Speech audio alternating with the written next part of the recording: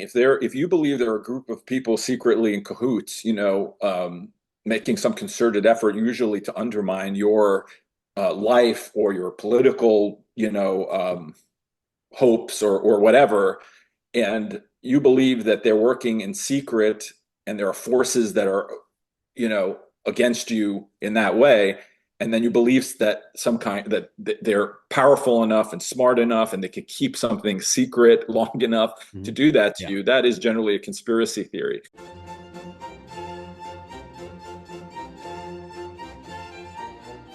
Welcome, everyone. Thanks for joining us today. I'm very excited about this conversation. I'm joined by my guest, David Harsanyi, who has a new book coming out, and you're going to love it.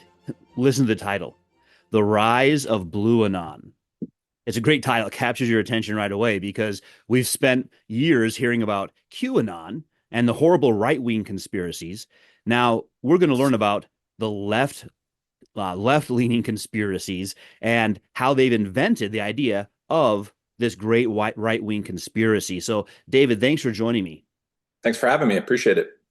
Yeah. So, one thing I noticed was you start the book with a quote from Isaiah, and it stood out to me. You have this quote, Isaiah 8:12. Don't call everything a conspiracy as they do, and don't live in dread of what frightens them. Now, as a Christian, that stood out to me because I thought, yeah, that's 100% right. But tell me your thoughts. Why'd you pick that? Well, I end the book. Let's start the conversation by the end. I end the Yeah. book saying that we don't need to be like the people. We don't need to be like them. We don't need to engage in conspiracy theories like them. Now, in my book, I make sure to stress that I don't think that this kind of thinking is just comes from one group. I think since ancient Greece, at least in Athens, we've had conspiracy theories driving political discussions. My only point is that we should be more judicious or thoughtful about how we talk about the world, because sometimes you can get into an arms race of conspiracy. Yeah. And in the end, my hope at least is, I'm not 100% sure about this. My Yeah. hope is that most people are reality based and want to discuss things in a way that is thoughtful. So Mhm. that was my thought. Yeah. Yeah, 100%. And also we'll come to this a little bit later as well, but also just the idea that here God is speaking through Isaiah and contrasting false views of history and how things unfold with what will happen in Isaiah, a description of God's providence. And so we'll come to this in a little bit. I want to talk to you because I know you're an atheist and I want to pick your brain on that stuff. But at least Yeah. even as a literary perspective, even if you just take Isaiah as a great work of literature, Mhm. that's the internal dialogue, is that God is the one ruling. Conspiracies about Babylon or other uh, things aren't going to explain history. So the subtitle for your book, How the Democrats Became a Party of Conspiracy Theorists. Now, I'm a professor at a secular university, and one of the things I teach is religious studies. And in that field, when we look at groups that are given to conspiracy theories, it's usually people who are out of power and don't feel they have any control of the mechanisms of power. And so they will explain the way that power works at a personal level. For example, Yeah. there's a cabal of blood drinking people that rule the world and try to kidnap children to get adrenochrome. And so I have no hope of ever, changing that. And so the Democrats have really taken on that mantle, right? Tell us about that. They're the ones who are explaining power through these conspiracy theories. Well, it's interesting because even when they're in power, they act as if they are helpless. So I'll Mhm. give you an example of one of kind of paranoid thinking, less of a conspiracy theory. But the idea that certain people can't vote, that there's voter Yeah. suppression, that they're not allowed to vote. Now, literally, it is easier to vote today than it has ever been in the history of Earth anywhere. You can have a ballot mailed to you, you can have it mailed to you in different languages. It is easier to vote than ever. Yeah. But yet they are under belief that they have no agency in that regard, or a lot of people are. So Yeah. even when they're in power, they're acting as if they're victims. Um, so I think that drives a lot of it. Now, the big difference is, as you mentioned, that conspiracy is that what happens is on the left, at least, and some people do it cynically and some people believe it. the people who do it cynically, and we can talk about Russia collusion stuff, for Oh instance, yeah. they will take it, calibrate the idea to its maximum plausibility, I guess, Hmm. launder it through the media to give it a shine that is makes it more plausible.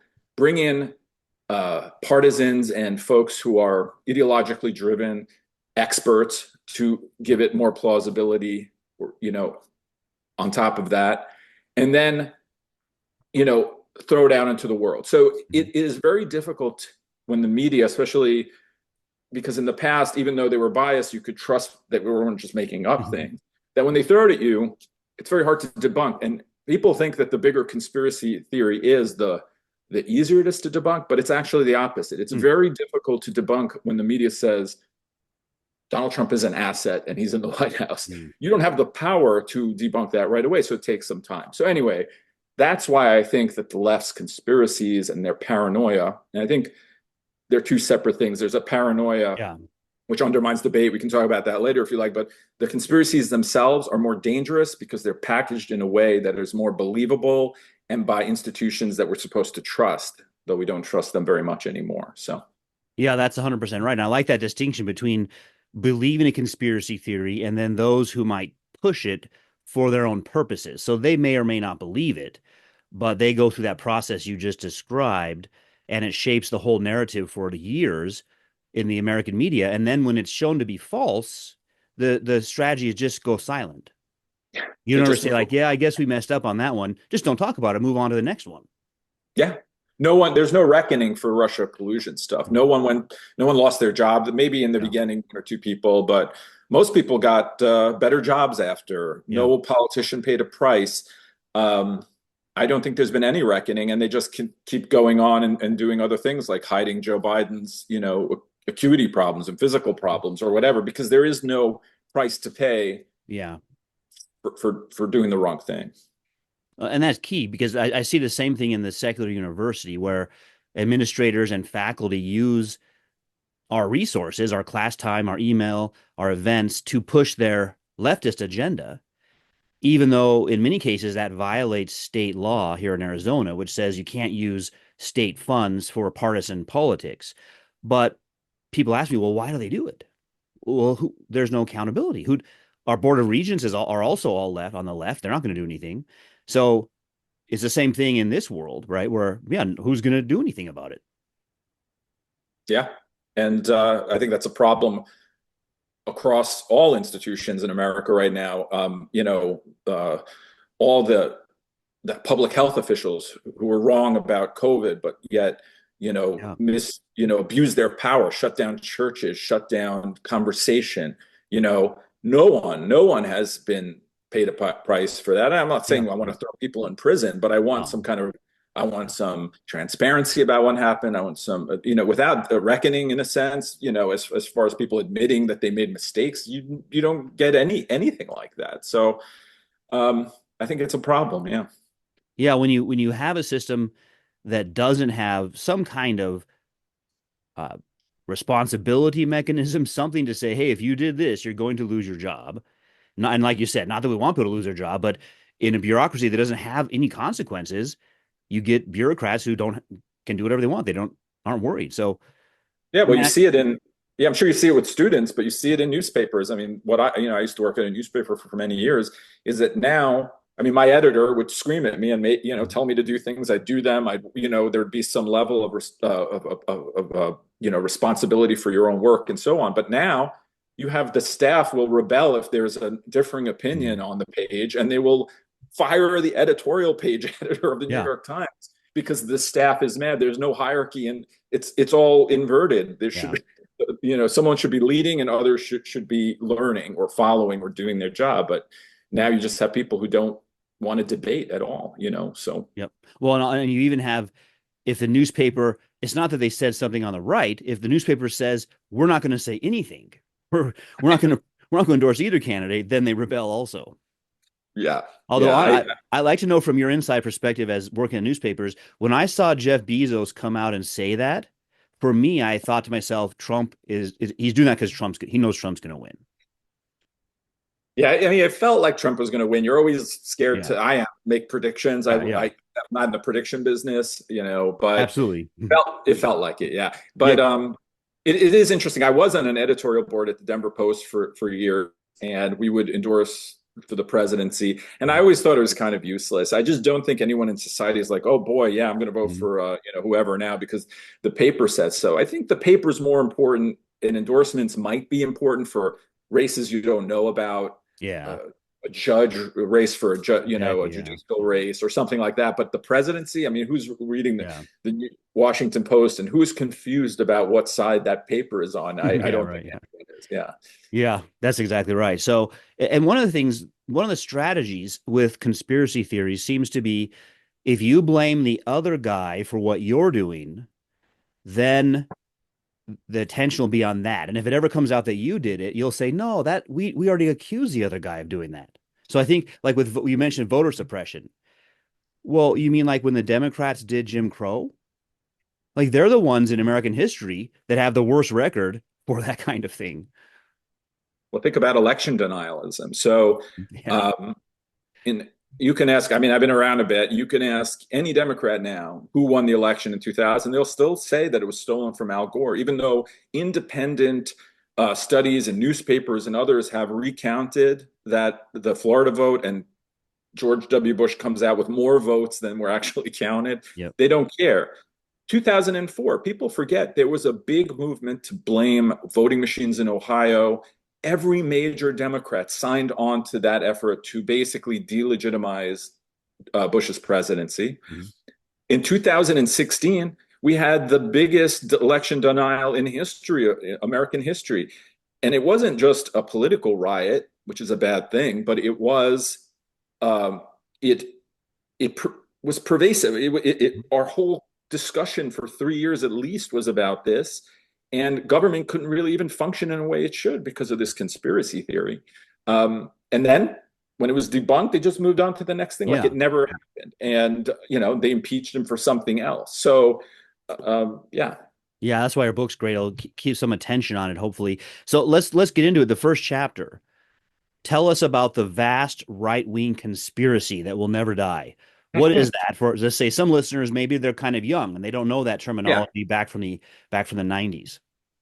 Well, it is interesting because you were just talking about the deflection or the projection, basically, of conspiracy theories, and this is a Clinton Mhm. family specialty. So, for people who are younger, in the '90s, we had a president, Bill Clinton, and he had an interesting personal life, let's just say, and he stepped out on his marriage on numerous occasions, and it was no secret even before he was elected. But he had an affair with an intern. And when this came out, Hillary Clinton went on the Today Show, NBC, and said that there was a vast right wing conspiracy against her husband. And this was a big topic then. And I was surprised to learn this. I may have known it a long time ago, but that term had been test driven before, 2 years earlier. Wow. It was a concoction of political, these political Clintonites who had used it to try to deflect attention away from all the bad things the bill was Yeah. doing. Of course, it turned out it wasn't a conspiracy. Yeah. Uh, but she kept saying, even in subsequent years, that yes, there was a big right wing conspiracy. Then it was about the Koch brothers. Then it was about whoever is next, Elon Musk. Um, and a lot of Democrats believe this. It's a conspiracy. It's a conspiracy theory about a conspiracy theory. Yeah. Yeah. Right.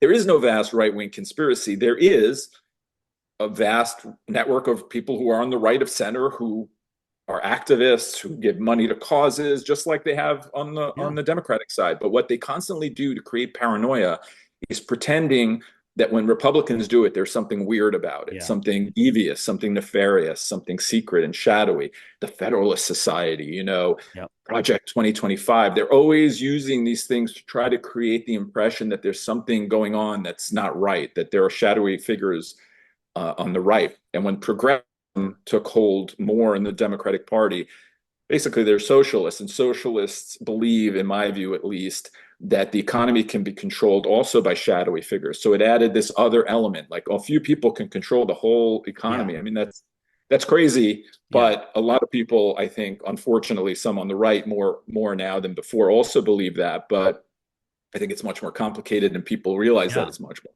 complicated. Yeah. Yeah, well, that's part of what we start off with. Those who they may not be, but they think they're out of power will oversimplify how you get power or who has power. So I remember when I was an undergraduate, I was taking a sociology class, and the professor was given to left-wing conspiracies, and some of the standard ones about Masons and Illuminati. And so I wrote my final paper on if there really is a group like this, who, let's say there's 5 to 10 of them, and they're pulling the strings of the entire world, we should listen to them. They're geniuses. I mean, imagine how much attention to detail that would take. Why are we calling them bad guys, right? So, of course, I was being sarcastic because there can be no such group. And you hinted at that with the complexity of the economy. To just be able to say in the White House, I want gas to be this price today. Yeah. Not how it works. Yeah, I mean, and these are more subtle, I guess, conspiracies, but the idea, yeah, that prices can just be controlled so easily, it's just not, it can't be true. And listen, I get that corporations act badly. It's not, I'm not a corporatist. I think Yeah. that we know that. But most of their power that they have over people is given to them by cronyistic government programs. It's the state that imbues them with that power. They don't, Yeah. corporation doesn't have guns. It can't put you in jail. It can't Yeah. make you buy something. Yeah. Um, but government can make you do those things. So anyway, Yeah. That's a good point. you know, that's a little more complicated. But yeah, it's unfortunately, I think it's I hate to call people lazy, but it's kind of lazy thinking that you're like you want to blame someone for the problems you have, and it's easy to blame the big wig running some Yeah. corporation. Yeah. Yeah, that's what I've been very happy so far with how the left has assessed their loss. And I hope they stay on this theme for the next few decades because we'll have victory after victory. Their assessment so far in the mainstream media has been we lost because of racist minorities rather than we got to take a deep look at ourselves and we did something wrong here. We got to figure out what it is. And so I'm perfectly happy. Bill Maher said what I just said a few nights ago. He said, "Hey, we got to look at ourselves." And I was like, "No, be quiet, Bill. I don't want them to look at themselves. It's great if they continue with this, but that's still a kind of conspiratorial thinking. Like there's this racist group of minorities voting against us, and we got to deal with them."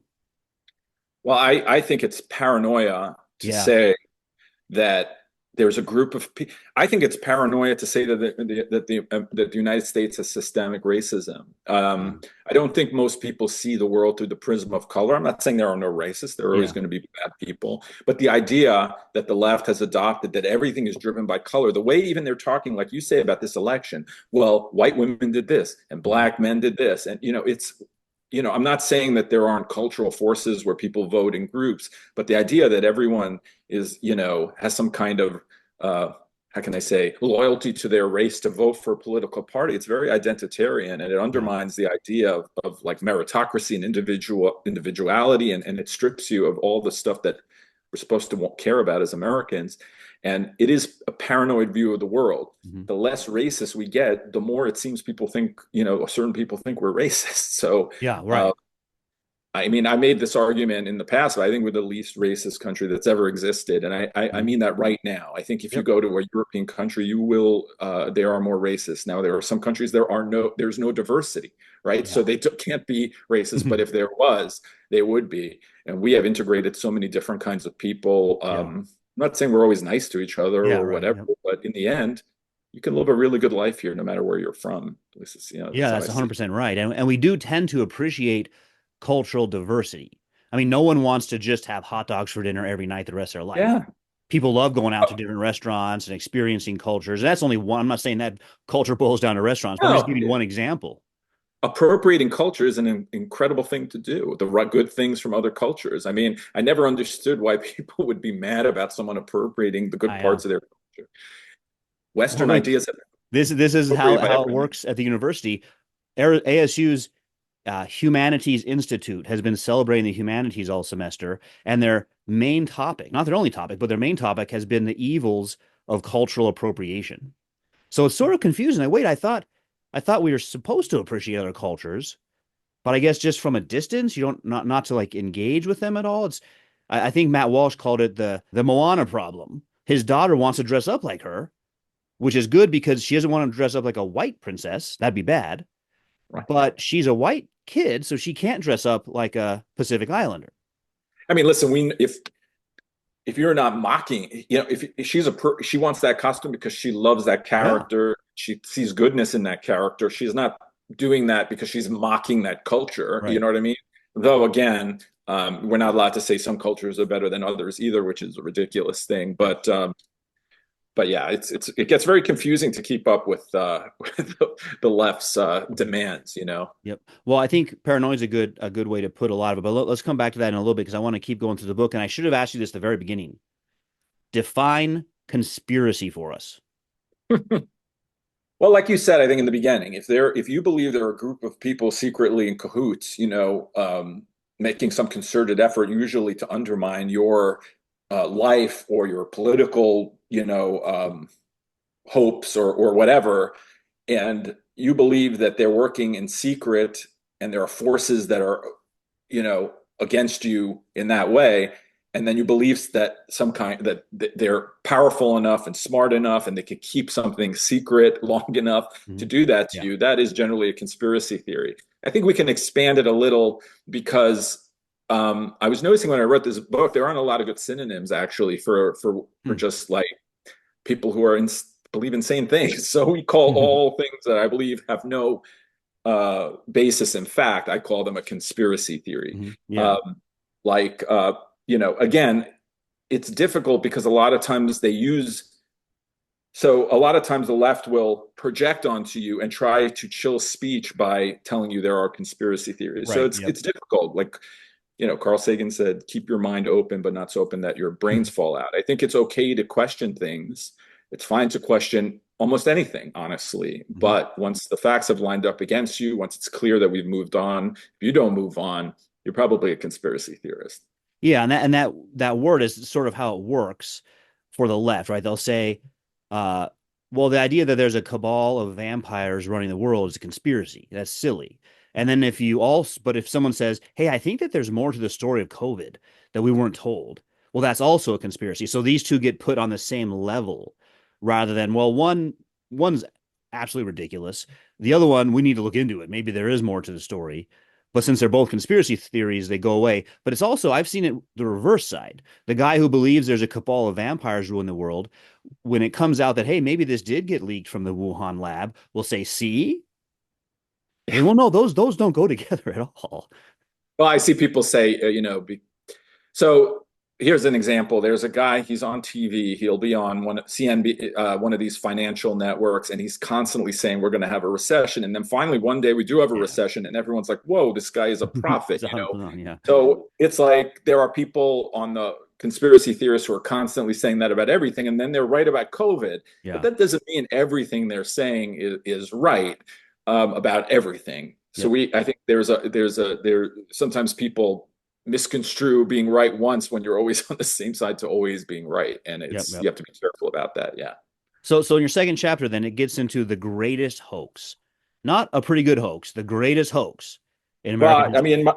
mean, my argument is that the Russia collusion hoax was the greatest hoax in American history, or conspiracy theory. It was invented by the other political party. It was run through the launder channels, like I spoke about before, and it had the most effect of any of conspiracy theory in modern history, at least, because it uh, shut down the government, um, demanded our attention for years and years, and many of our institutions became part of it, and it was it was incredibly successful. So, Yeah, that's right. so And that is still with us in some extent. I mean, I'm waiting to hear that come out of the media, some kind of conspiracy about how this election went down. Right now, the victory is so large, I haven't heard much about that, but it wouldn't surprise me. yeah, I mean, I think you're right. If the victory was closer, I think we'd see a lot more of that. Though I feel it growing a little bit. We'll see if actually anyone who's in power will start embracing it. But yeah. Yeah, and I wonder for these now, neither one of us is an MD, neither one of us is a psychologist. So I recognize that. But we've used the word paranoia, and I'm not trying to diagnose anybody, but paranoia, mental health issues. It seems like the ideas, the response to the election that we've seen, some left wing women going on TikTok and talking about how as of the day after the election they lost the right to an abortion, which is simply not true. And there's nothing on the horizon like that, like a federal ban on abortion. But they're convinced that they lost the right to abortion. How to explain that? I, it's kind of a mass psychology, Mm-hmm. where people sometimes I wonder if they really believe it or just in political rhetoric they say they believe it. I Yeah, don't know. Some people probably do. yeah, I think it's the constant, they believe everyone's going to be, that they're going to be sent to camps, that they're going to be yeah, ex-journalists are going to be executed, that they've lost the right to abortion. But either way, even if there was a bill to ban abortion, it would still be well within the normal political debate. It's not like it's the same thing as a concentration right, camp or yeah, something, no, but they yeah, act like it is. That's another part of the paranoia, acting like if you lose, give you an example. During the Trump years, he passed a tax cut, and they acted as if democracy had ended yeah, because a tax cut was passed, or any other kind of normal thing where they lose. Now it's all become paranoid. They don't debate anymore. I start the book off by mentioning that no one will debate me on issues really mm-hmm. anymore on the left. They will just accuse me of sedition or Mm-hmm. accuse me of being bought by big tobacco or Yeah, big yeah, this or big that. There's almost no debate anymore on policy, yep, really. This election was all about, is Trump Hitler or is he not Hitler?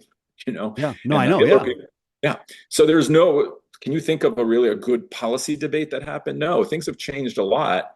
And it's because the Democratic Party is driven by this kind of, I'm not saying that individuals are, I'm not a mm-hmm. psychologist or psychiatrist, Yeah, but I do know that their style of politics, there was a famous book in the 50s, in the 60s, their style of politics is paranoid. It's a paranoid style of politics they've adopted, where if you can't have abortion until crowning, you are now in Handmaid's Tale. That is insane, and it helps them not have to debate the issue of abortion in any real way, yeah. and it helps them pretend that they're victims, and thus, in victimhood, their conspiracy theories bloom. Yeah, and so it's like you and I are one mind and two bodies. Because I made this exact point on Twitter a few days ago that why can't the Democrats have a policy debate? Everything goes to extreme hyperbole immediately. So if there's discussion about which weeks to allow for abortion, well, no one can have an abortion ever again in any circumstances, and you're not able to actually debate. And I think that does, unfortunately, say something about the current state of the American mind. It's not like the Lincoln Douglas debate era where people could sit for 8 hours and hear two people get into some very detailed, rigorous political debates, and then go home and have conversations among themselves about those debates. Not now, it would have to be these kinds of hyperbole, or you won't pay attention. And even when they do, this is a whole different book probably, but they manipulate language so that you're not actually debating. So, gender affirming care, for instance, I always Yeah, think about yeah, it. It says it means the opposite of what it says. So yeah, it's so they change the language. They talk about women's reproductive health or yeah. whatever. You can't even debate it because I don't even think they read a story where they actually call it what it is. Right. So Yep. abortion is a very interesting case because the debate is about when does life begin, basically. Mm-hmm. That's the debate. And they won't ever have that debate. They will never have that Yeah. debate because they don't have a good answer for it. Yep. So, and it's uncomfortable for a lot of people to talk about it, but that is the debate. And on many issues, that's how they do it. So once you don't want to debate, then you have to find some other avenue to Yeah. attack your opponent. And that is where you get into the hyperbole and Yeah. the panic and the hysteria over things that are not that crazy. I'll give you another example. Donald Trump, to me, is one of the most moderate Republicans who's probably run Yeah. in a long time. He's pretty Think moderate. about his policy positions. He is just a populist, I would say. He's a very centrist guy. And they talk about him like he's Hitler. Yeah. Meanwhile, there's no, I mean, listen, he could go off and act, create maybe Mm-hmm. on a personal level, do something you don't like, but his policy positions are incredibly Yeah. moderate. I mean, Well, um, and what confuses me is his positions on, let's say, 80% of the things are what my radical liberal colleagues all wanted in the 2000s. no, No more wars. We want to get out of foreign wars. But now my liberal colleagues are hailing those who want to get into those wars. And remember when Halliburton was the big bad guy? Like Yeah, Halliburton is fueling the war in the Middle East to get more money. Now they're happy Dick Cheney is voting with them. And they don't it is. see it. Yeah, Something switched.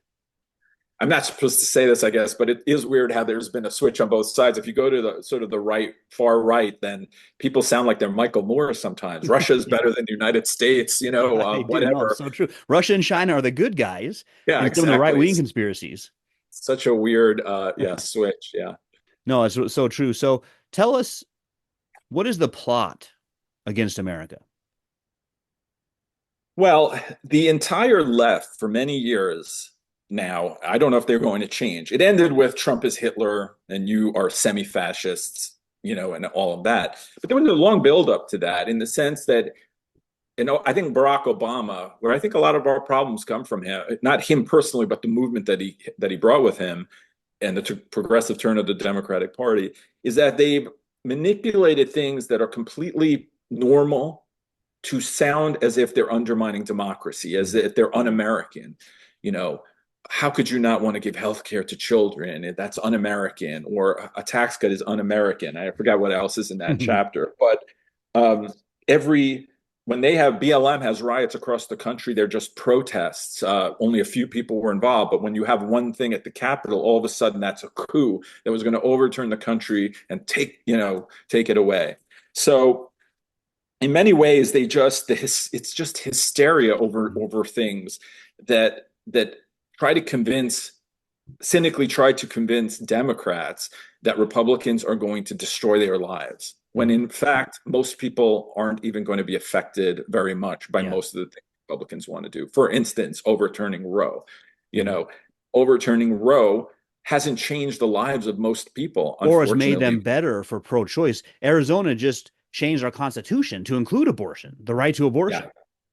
I And mean, we're it's a red state. We're a very red state in this election. Yeah, no, I agree. It's a long fight for people who are pro-life, and this is a step forward in one way, but certainly a step back in another way. So, I just think Roe was wrongly decided. I think creating a right out of the blue is not the way we should treat the Constitution. But I also acknowledge that it's going to be tougher on the ground in a lot of places. But anyway, Well, and but one even thing, sorry about, but you yeah, mentioned earlier changing language, and I noticed that abortion issue revolves around a lot of that because the right to an abortion, many people, maybe especially conservative women or liberal Christian women, are confused because they don't specify elective abortion. And so you have them paranoid. What if I have an ectopic pregnancy? What if I have a miscarriage? That all comes underneath abortion. Whereas, no, the debate's about elective abortion. You just didn't use birth control, and now you'd like to not have a pregnancy. So that's another example of manipulating language, which scares a lot of women. oh my gosh, yeah. I mean, this issue, I could talk about it for a long time. I just, there were fake stories this election which scared women into believing that other women had died because of abortion laws when it Yeah. was not the case at all. It was a completely concocted story. And the abortion debate, I think, is the most dishonest uh, issue debate in the media. They never talk about it real. I bet you most people don't even know that the Democratic Party's a national law would have supported abortion until into the ninth month. And then, they say things like that rarely happens. Third trimester, yeah, it's only 10,000 or so completely viable, healthy babies. Yeah. They would never have that discussion and they lie about it all the time. So when you ask people, and this goes for a lot of issues, actually, speaking of paranoia, when you ask them specifically, I'll give you an example. Don't say gay law in Florida. Yeah. That law actually didn't use the word gay, and it never said you Mhm. couldn't say gay. The, Yeah. the monitor was given by the entire media was itself completely misleading. When you ask people specifics, gave them the language of the law in polls, they completely supported it across the board. Yeah. Yeah. Democrats supported it. Yep. No one wants third graders to learn Yeah. about those things. Yeah. And so anyway, that's an No, you're example of how 100% they, right. yeah, And that's why people don't trust the mainstream media. Legacy media is just doubted because people say, look, well, I shouldn't say people don't. Many people don't, but others only get their information from that media. And so therefore they have these reactions. Tell us, it fascinating me. You have a whole chapter on the Handmaid's Tale. And let me set it up this way. We had an event with two ASU professors this fall. So it's ASU professors speaking in their official capacity to ASU students. This is not their private time on Twitter. They told the ASU students, if you don't elect Harris, you will be imprisoned and forced to breed.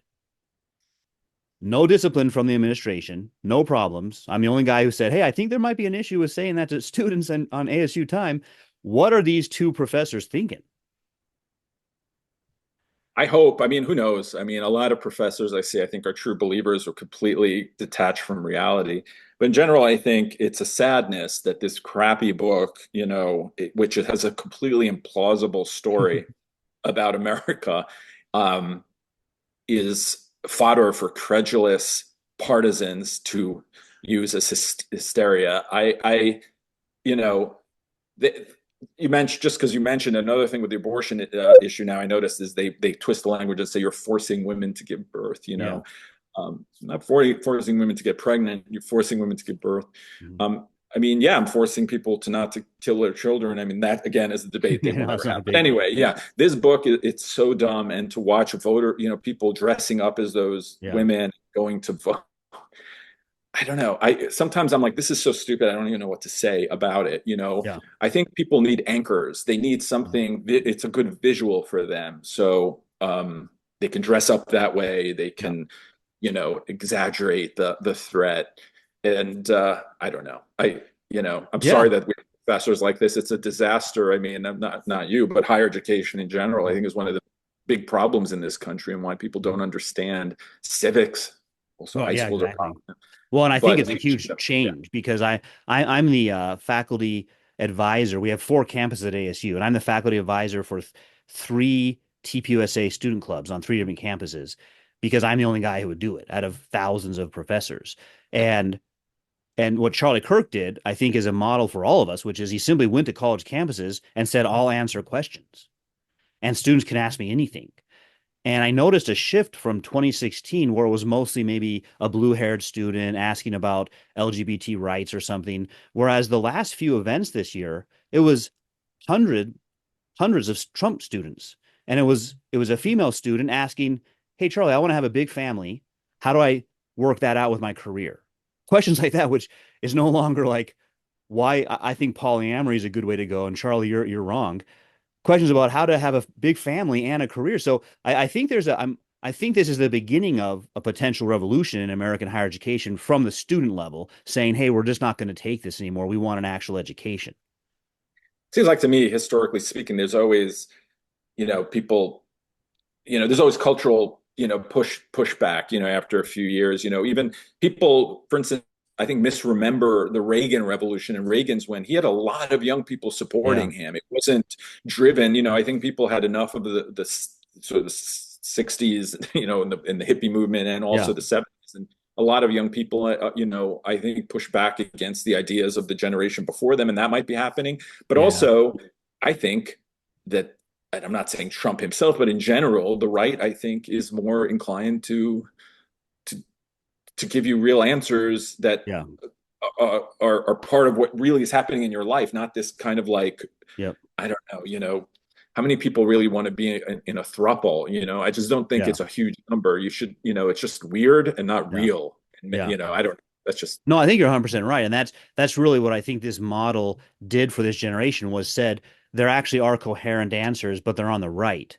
And so it's interesting, having lived through, 80s, 90s, alternative college stuff always meant, attacking conservative Christianity or attacking, making fun of Reagan, and now it's like switched, and they're making fun of the Democrat leaders. They're making fun of the anti-Christians. It's just an interesting thing. I think it's something I said before when LGBTQ worked for adoption, and I said because they want to raise their kids with that mindset. I said, well, they're going to face the same thing all of us parents face, which is our teenagers don't believe what we say. So just wait till they're older, and I wouldn't be surprised if these teenagers say, "Hey, I'm going to look into conservative Christianity or something like that," because our parents are always who we want to rebel against. I was sort of proud of Gen X, which was my generation, having sort Yeah, of in the generation, yeah, that pushed back against aggressivism. Because to me, I grew up in the '80s. I was a teenager, and I like, punk rock music, whatever. yeah, Like hippies turned me off, and all of that. And I never understood this idea from all these kids who are supposed to be rebellious and rebelling Yeah. against authority that they like big government, that they Mhm. want the state telling people what to I know. do. Is that weird? It's Even the in the opposite. 60s, yeah, even in the 60s that they had the free speech revolution. Mhm. So even those people who, they, for instance, the Nazis marched in Skokie, I forget how to say this town, but Yeah. the left was like, we have to let the Nazis march. It's free Yeah. speech. Now you would never see anything like that, Yeah. and it's just kind of weirdly turned around. But I think Yeah. the progression of the left always ends up in authoritarianism. Yeah. So And let me tell the audience why you mentioned Gen X, because the numbers show that Gen X voted a majority for Trump. And so we weren't bitter. We had a reason to be bitter, which is we got skipped for a national office. It went from a boomer to a millennial, JD Vance. And we could have been bitter. We could have held that against them because we need to see an extra president, but we I did think what we all should. I think we should be proud of that. exactly. And we did what all extra generations do. We saved the day at the end. We're Humphrey Bogart from Casablanca, and that's good. But Lisa Simpson had a quote when she was speaking to some teenagers, and she said, "You're all rebelling in a conformist fashion." So to rebel now means you all get tattoos, right? Or you all listen to the government. And that's not rebellion. Rebellion is not doing what the group does. And I've seen the same thing with sexual ethics. It's just sort of like, well, my parents were heterosexuals, and so I'm going to rebel by listening to my college professor, but that's what all of my friends are doing. We're all suddenly believing the Kinsey view of sexual philosophy. So I think that'd be an interesting book as well. The Loss of Rebellion from Marlon Brando's character in The Wild One. The girl says, "What are you rebelling against?" And he says, "What do you got?" Right? To where we're at now. I just want to be safe and comfortable. Well, part of it, and you probably will like it for me saying this. I don't know, you may not, but is that I do think young people are searching. They're very idealistic. They're very earnest. Usually, they're Mhm. searching for something to Yep. believe in. They don't really have faith anymore. Religion Yep. is, not part of that because to them it's like, oh, Mhm. whatever. It's very conformist. But the truth is, as religion pulls back and fewer people are religious, that in a sense is the nonconformist The position, I think, in counterculture. a way, and in culture, right? So I feel like they're looking for a religion and they're trying to find it in politics. Unfortunately, I see that across the board sometimes, and Yep. it is always going to fail you. I'm old enough to know that, and Yep. you're never going to find redemption there or grace or anything that worthwhile. Yep.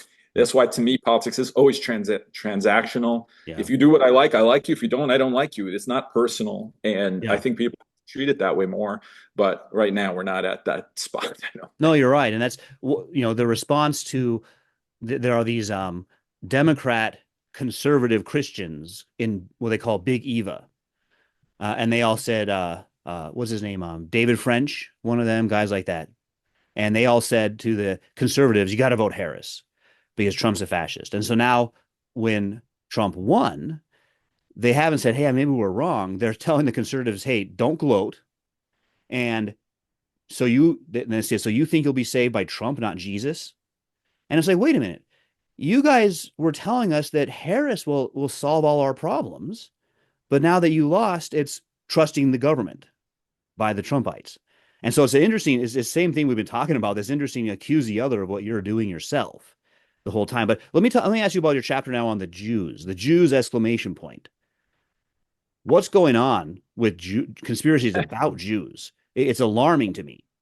So I think anti-Semitism, typically any fringe, not fringe, I wouldn't say, but any kind of far left, far right Mhm. outfit, idea, movement is going to typically have some kind of anti-Semitic element to it. Mhm. So I know it exists on the right. People don't have to write me to tell me. I get it. Mhm. I call it out whenever I see it. But on the left, That's the weird um, one. yeah, well, Karl Marx himself, Yeah. though he was a convert, was an anti-Semite. He came from a family of rabbis. There's a Yeah. lot that inherent in leftism because Jews have been successful in the West often when they're free, and because of that success, a lot of people I think Mhm. view them suspiciously. So I grew up in New York, for instance. There was always sort of African Americans and Jews are always loggerhead, and a lot of that was driven, I think, honestly, by envy, but also conspiracies about how Jews had attained power Yeah. and money. Um, for me, the problem is on the left. I believe anti-Zionism is functionally anti-Semitism. So I think most people actually are anti-Semites who are anti-Zionist because it's the only country that's treated in that way or thought about that way or discussed and also singled out constantly Mhm. in a way. But I also think that even if your heart's in the right place, in the end, it has become the most most violence against Jews, most all the terrible things that are happening to Jews in this country are because of Mhm. supposedly anti-Zionism. So Yeah, that is also, I don't want to get too deeply into it, filled with all kinds of sure. Yeah. conspiracies. Don't understand the history of it. But the thing is this, it's mainstreamed on the left. It is mainstreamed on the left. We have squad members who are openly anti-Semitic in Yeah. Congress. There is no Republican who is that way that I can think of. And if there was, But they'd be talked about all day on the mainstream media. right.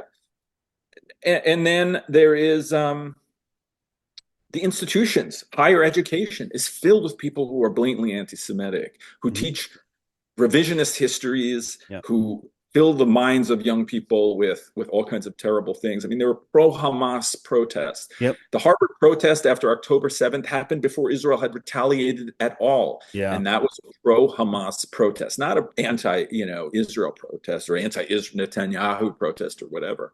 So in any event, there's a Yeah. lot of that going on. And even Harris and Biden make a moral equivalency constantly between people who are nihilistic and violent and people who would in a minute choose peace if it was possible. Yeah. And I think that that also breeds more anti-Semitism. But anyway, a lot of that is driven by paranoia about Jewish power, paranoia about Israel's power, paranoia about AIPAC. Hmm. People talk about AIPAC like it wasn't the 50th biggest lobbying group in the United States. They talk about it like they have control over people. And just to mention it, that happens Yeah. with a lot. RA, Yeah. whoever. And they're just normal lobbying groups like everyone has, like pharma Yeah. has, like leftist groups Yeah. have.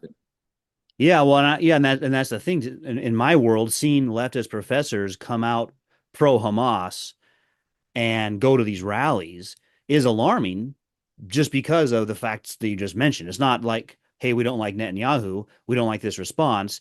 It's specifically aligning with one side, and therefore its political philosophy about how to get things done.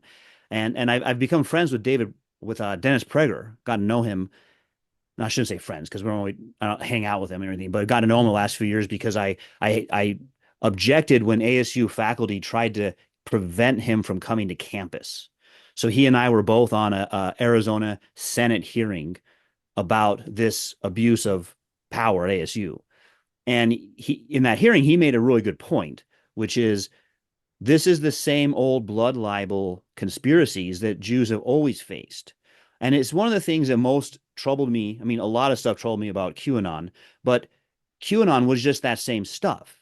There's a cabal of Jews who rule the world and drink our children's blood. I mean, how much more specific that's called the blood libel, right? How much more specific can you get? So to hear it now on so prevalent on the left, something's gone wrong in their thinking. I mean, I think it's progressivism's hold on the left. Think about them as everything that's wrong because it's white people, Westerners, Europeans colonizing, dark people, Muslims. I mean, I think about this all the time. There is no one out there, no one in the West, no one at a university who's out there marching for the Kurdish state cause. There are 50 Yeah. million Kurds. They deserve a state. There are scores of minority populations and ethnic minorities who deserve a state. And I'm sorry, the Palestinian cause is an invented one. There is no difference between a Palestinian and a Jordanian and a Saudi Arabian. I'm not saying the people should suffer for that, but the idea that we just have to give a state to a group that is constantly engaged in violence against civilians, it's insanity. No, we would never, ever, as Americans, create a terror state next door if we had the power to stop it. And but Israel is a Jewish state, and Jews are demanded to do that. Now, if these people were out there talking about Iran and Turkey and the million other places where women are Yeah, that's subjugated, then I would maybe believe that their heart was in the right place. But I women's don't. causes go out the door I suddenly. don't even think these kids who are marching, who sometimes this is just like a contagion, like Mhm. contagion. This is the new cause. We must go out and march for it. Yeah. I don't think they've ever actually thought it through very much. Yeah. But the thing is, that they don't even probably know anything about the history of Israel, and they Yeah. probably know nothing about what's going on in Bangladesh or what's going on right Yeah. now in a million places where minorities are being subjugated, China, where there are Yeah. concentration camps. And they don't care, which tells me that they only care about this place. I do, because there are Jews there. But I have to say, if that was a Christian country, I don't think it'd be any different right now. I think the problem is that it's not a Muslim country and it's not an Mhm. Arab country. That's the Yeah. main Well, problem. yeah. And when I hear either students or colleagues talk about Israel, their knowledge of it is something like this. 3,000 years ago, Jews lived in that area, but then it wasn't Jews as Muslims.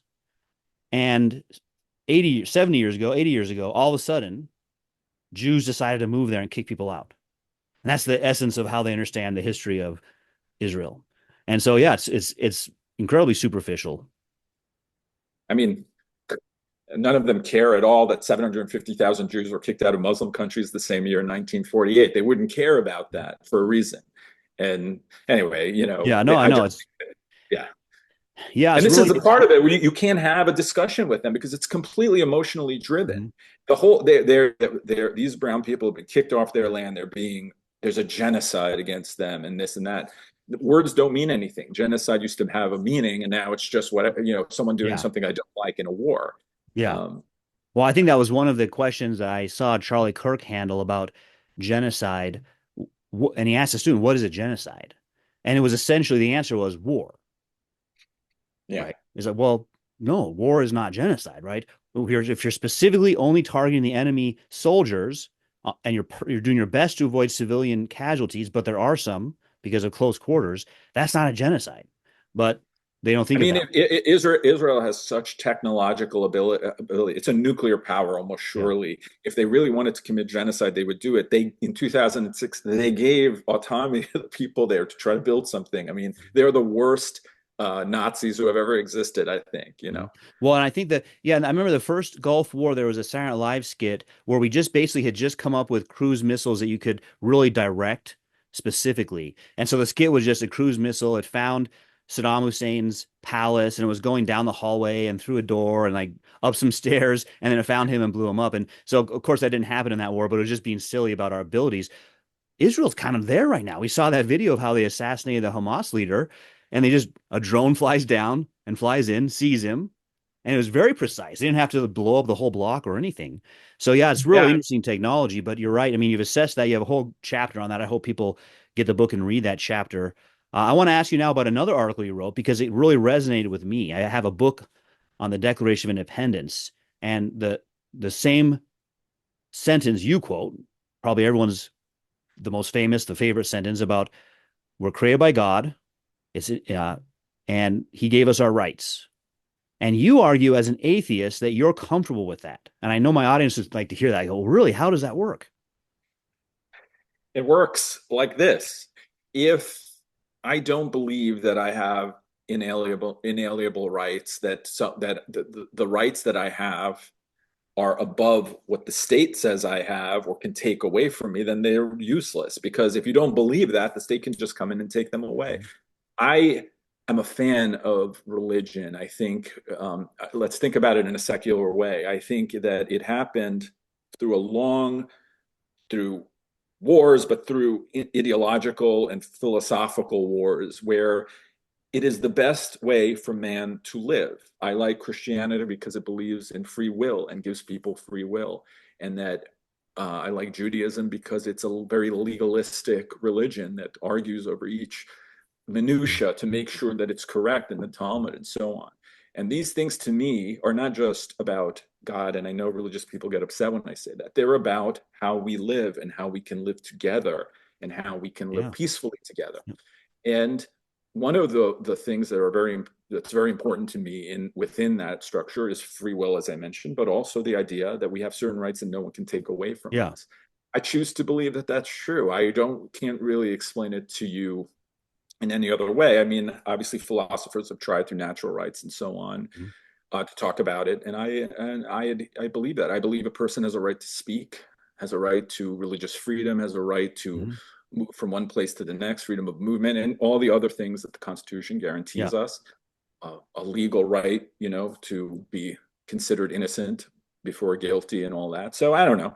Yeah. Um, I just think it's the best way for us to live, and it's better than any other way that we've come up with. Yep. Because when you think about communism, when you think about fascism, which is also stripped mostly of Yeah. faith in a real Oh way, yeah. Yeah.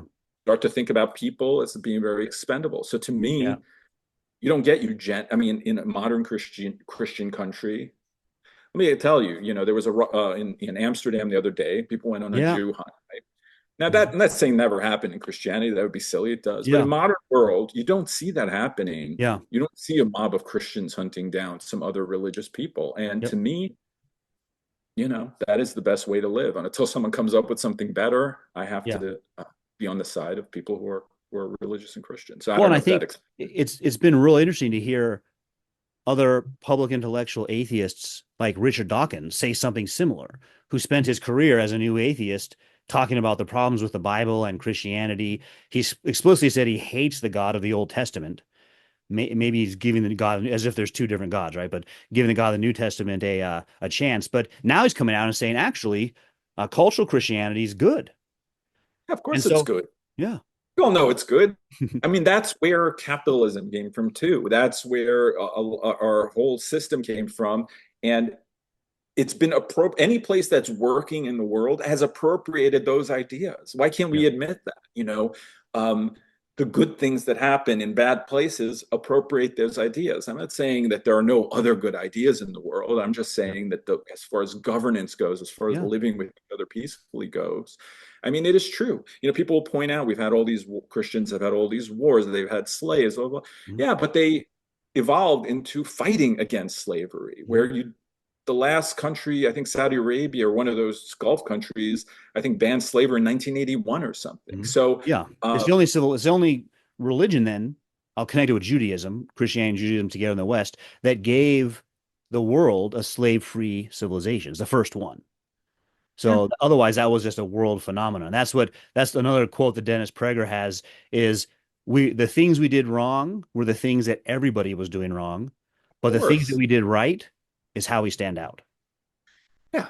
And Christianity is universal, right? It's a universal religion. It's not an ethnic, Yeah, thing or state specific. Judaism is older, right? So there's an ethnic yeah, component to it that makes it different, and it's another conversation. But this is why the whole Israel thing is a little different. But yep, um, why is Israel the only really successful country, least? And people are going to say, well, how about Abu Dhabi, whatever. mhm, If you're sitting on an ocean of oil, yeah, you're going to be rich. But what did you build? What did you make? What kind of society do you have? I mhm, think Israel is the only successful one in the Middle East, really. And they did it because they have the same values that the Americans have, or many mhm, European people used to have. I'm not sure they have them anymore. But mhm. anyway, so I'm a fan of Christianity. Every time it fades away somewhere, that place gets worse. Yeah, And the United States is still a pretty religious country. I think one of Kamala's problems mhm, was that she kind of, wouldn't say mocked it, but she's belittled faith, and yeah, her ideas were going to undermine freedom of religion. And I think that that's an underappreciated reason yeah. why Democrats are not, doing as well as they'd hoped. Well, and that's what I'll be made fun of by leftist professors. They'll say, "Oh, poor white Christian man. You must be so afraid of losing your rights." But I'm the only one among them that's actually faced the chilling effect for 25 years of working at ASU. I've known what I have to self-censor about, and I'm the only one who's had my classes looked into because of my religious beliefs. So should I be allowed to teach Intro to Christianity because I'm a Christian? That was a real question. So they'll make fun of that, but they don't know that, hey, actually, the things you're worried about are done to Christians. And if I had made fun of you for your gender and race and religion, you'd have had me fired. But you just can make fun of me for my gender, race, and religion, and you have no worries at all about the administration coming down on you. For sure. I mean, um, first of all, I hate when people say, oh, you're a white male, and what do you have to be scared of? I don't even agree with most other white males. I have nothing to do with them. It's just happenstance that we have the same color. Yeah. I don't want to be treated any differently than any other person. But think about Jack Phillips, who I met, who Yeah. I spent Oh some yeah, me time with. too. He's great. Yeah, he was persecuted by the government for his faith. Um, and he's not the only one. He's just the one that decided to speak out. You know, and what really impressed me about him, and this is again coming from, I don't like to call myself an atheist because atheism in, uh, insinuates that I'm an actively anti, the atheism of the 90s and Yeah, 2000s was this the new atheist. active Yeah. and anti-religion, religious thing. I'm just a non-believer. I don't have, as you can see, I have no problems with religion. I think people who are religious are more inclined to have families, are more inclined to believe in the Constitution, all these things that I value. So I have no problem with it. Um, I forgot what I was talking about, but Well, it oh gives yeah, me my next. I had my yeah, last question was about that, but go ahead. he could, yeah, he showed that a religious person doesn't give in to the state because there's Hmm. something more important and above the state for Yep. him. So you could punish him all day long; he's not going to give in, and that is a great thing to have, a great Yeah. philosophy to believe in, Yeah. No, and he's and as I went into his shop, and he came out. He was in the back. He came out to the front counter, and he covered has flour all over him, and he's baking in the back. He loves baking. That's his thing. It's his yeah, art. And so he's still perfectly happy. I mean, he doesn't like the fact that he has to go to court, but it also hasn't robbed him of his joy in life. He still enjoys doing what he's doing, and he'll make a cake. This is another example of media smear. I was about to Oh, he say won't that. make cakes for homosexuals. Absolutely not. He'll serve anybody that comes to the door. He just won't make certain kinds of event cakes. That's all. So if you tried to ask him to make a cape for a bachelor party that was, bawdy or something, he wouldn't do that They either, won't do that either. Yeah. which proves that it's not directed at any one kind of people. It's directed at the things that undermine his faith. And people think it's a religious freedom case test, and it is to some extent, but it is even more than that, a free speech case. You Yeah. shouldn't forcing. I think we mentioned this, but forcing someone to say something they don't want to say is just as bad or worse than not allowing them to say something, right? Yeah. So, Well, yeah, so I think last question though for you. Everything you just said about transcendent rights and Christianity and Judaism and God, how does that not make you a theist? What's left to get you to be a theist? well, I just don't believe there's an all-powerful being out there, and I don't know. Here's the thing: I don't believe I have all the answers to all the questions of why things the way Sure. they are, why Yep. we are the Yep. way we are, why we believe the things and why we respect the things, or why I don't like I abhor seeing someone else hurt. For Mhm. instance, there's something, some kind of moral, or why we are Yeah. moral the way we are for the most part. So I don't know that I have all the answers, but I do know that I just don't believe that Don't believe it. there's someone out there in the way that religious people do. I would, I say this often. I wish I could. It would make my Mhm. life so much easier. It would make me Yeah. feel like when I'm gone, I'm going to a better place. That's an amazing thing to believe. Yeah. Mhm. But maybe Yeah. Well, someday that, someone but will convince me. Yeah. yeah, well, that's part of why I love philosophy is we get to have these kinds of debates, and that's all the more reason why we need free speech so we can have these kinds of debates and not worry about government censorship. And one point, real quick, about our inalienable rights, because that's a very strong term, and I don't know that people let that soak in. There are some things the government can take away from us, but if they're truly inalienable rights, the government can't take those. So, for example, speech. Now, it's true they could take away your job and put you in prison, but some of our best literature was written by people in prison.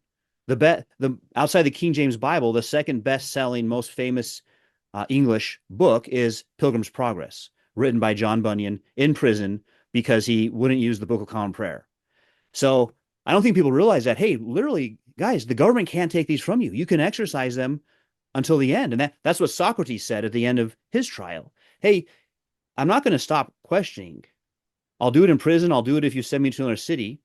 You'll have to kill me. But even then, I'll go to the next life and I'm going to talk to all the best people because all the best people are dead. I'm going to ask them questions. So these rights are inalienable. And that's a very important thing. It's a very important power to let the government know to say, hey, it's not that you could take them, but you shouldn't. You can't even take them from me. Well, and that speaks to a little bit about of my book where I talk about paranoia and masses. So Mhm. Yeah. it's also about the individual right of a person to say something that is completely unpopular with Mhm. everyone. They may even put you on trial and kill you for saying it. Um, that doesn't mean they're right. It doesn't mean that the Yeah. mass is right. And if you stop the individual from having rights and just say, oh, 50% of people plus one say you have to do this, that's Yeah. not enough. And that's why a right is inalienable. So Yep. that even a defense of the minority view. And Yep. frankly, if religious people become the minority, they're going to need the Constitution to protect them, because Yep. the masses would definitely undermine that. So, Yeah, that's right. That's, I think, precisely why the United States is such a great country. Why we have in the West, we're unique in having a First Amendment. So we see problems that happen in the UK and Canada because they don't. But hey, it's been a great conversation today. I'm really appreciate it. Lots of great topics, and I hope people go out and buy The Rise of Blueanon by David Harsanyi. David, thanks for joining us. thank you. Great conversation.